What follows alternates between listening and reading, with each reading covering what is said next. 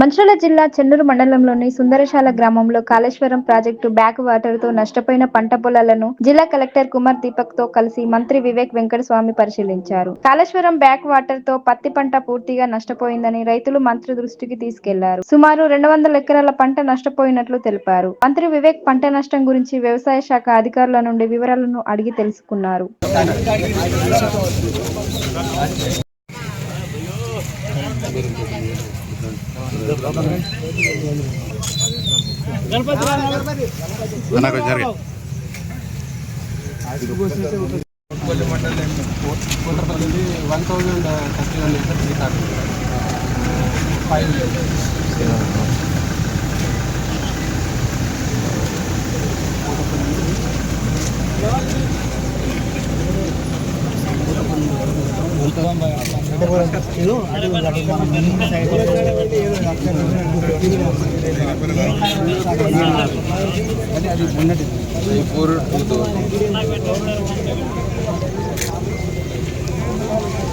మొత్తం